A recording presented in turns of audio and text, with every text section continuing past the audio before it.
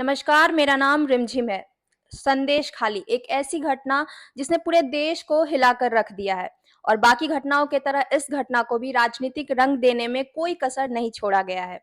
आरोप प्रत्यारोप का दौर भी जारी है। फिलहाल हम ताज़ा अपडेट आपको दे देते हैं। संदेश खाली का जो मुख्य आरोपी है, शेख शाहजहां, उसे गिरफ्तार कर लिया गया है और उसकी गिरफ्तारी के बाद तमाम तरह के सवाल खड़े किए जा रहे हैं। इस वक्त उसी मुद्दे पर बात करने के लिए हमारे साथ टीएमसी के प्रवक्ता मानव जायसवाल जी मौजूद हैं। आइए हम सीधा बात उनसे ही करते हैं।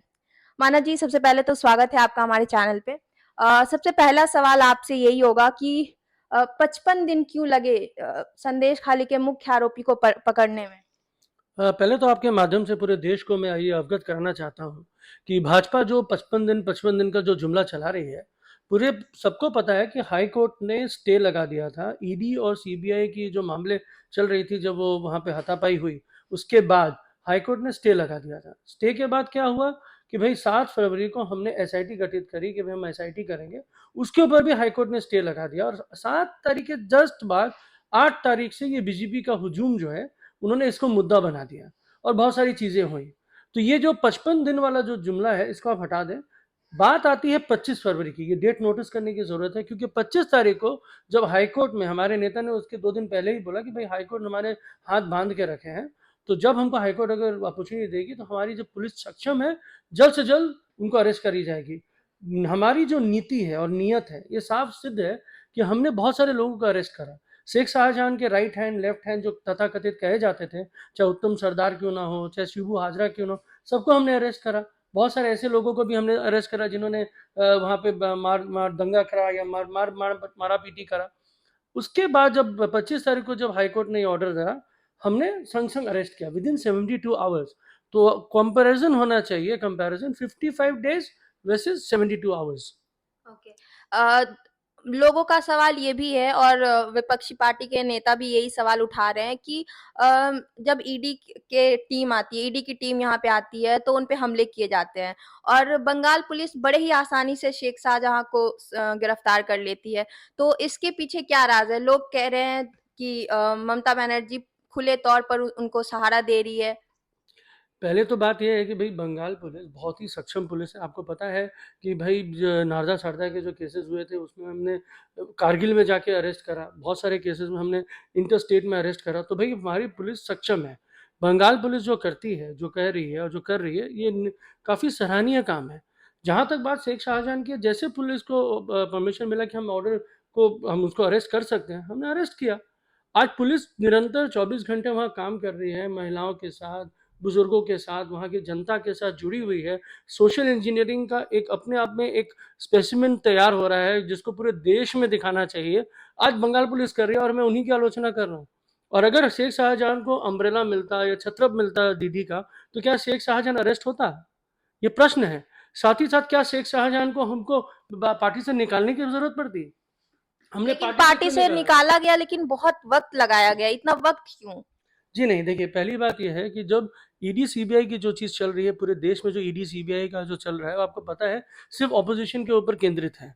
ईडी सीबीआई शुभेंदु अधिकारी के घर नहीं पहुंच पाती है, जिनको नारदा साधन में पैसे लेते हुए पकड़ाए गए हैं। ईडी सीबीआई हेमंत बिश्व शर्मा के पास नहीं पहुंच पाती, जिन्होंने लिखे थे कि उन्होंने चोरी करी है, उन्होंने नारदा साधे के पैसे खाए हैं। ईडी सीबीआई जिनके जिनके पास जाती है और कल वो भ्रष्टाचारी पार्टी में पहुंच जाते हैं, तो उनको क्लीन चिट मिल जाती है। तो आज बीजेपी का जो नाम है, वो नाम उनको, जैसे मोदी जी को बहुत शौक है नामकरण करने का, योगी जी को बहुत शौक है, तो बीजेपी का भी एक नया नामकरण हो जाना चाहिए। भारतीय तो आप हटा ही दीजिए, क्योंकि भारतीय की जो भारतीयता है वो आप में है नहीं। आपको लगा देना चाहिए नहीं, भ्रष्टाचारी जुमला पार्टी। जुमला आप देते हैं, भ्रष्टाचारों को आप लेके चलते हैं, और पार्टी तो आपने भ्रष्टाचारों की बना ही ली है। चाहे वो अशोक चौहान आदर्श कांड वाले क्यों ना हो, आप अजीत पवार चक्की पीसिंग वाले क्यों ना हो, आपके यहाँ नारायण राणे क्यों ना हो, शुभेंदु अधिकारी क्यों ना हो, जितने लोग भ्रष्टाचारी हैं आज वो बीजेपी में सवार है। तो ये तो भ्रष्टाचारी जुमला पार्टी है। तो भ्रष्टाचारी जुमला पार्टी के लिए ईडी सीबीआई काम कर रही है क्या? जी नहीं, वो देश को बरगलाने के लिए काम कर रही है।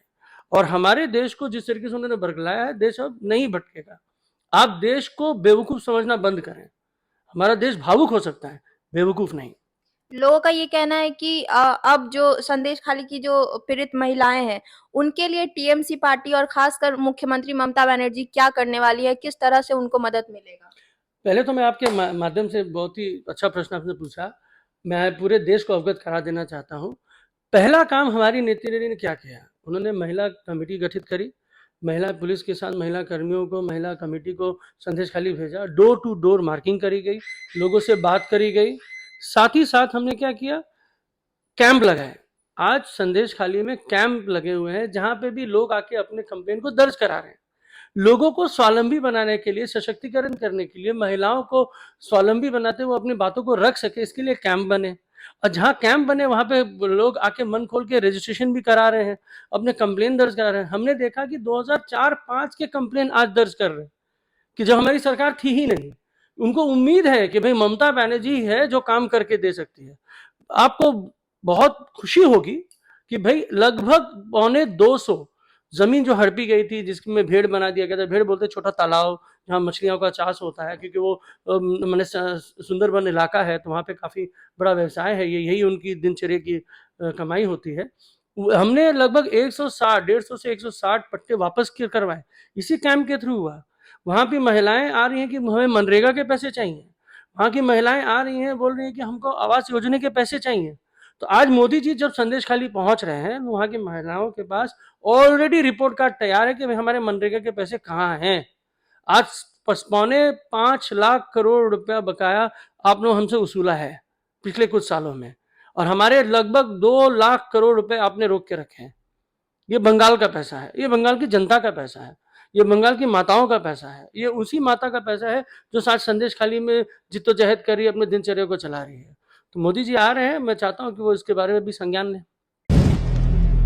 अगर आप भी लेना चाहते हैं देश दुनिया की तमाम जानकारी तो आज ही सब्सक्राइब करें हमारे चैनल को। साथ ही नीचे दिए बेल आइकन को जरूर दबाएं ताकि हर अपडेट आप तक पहुंच सके।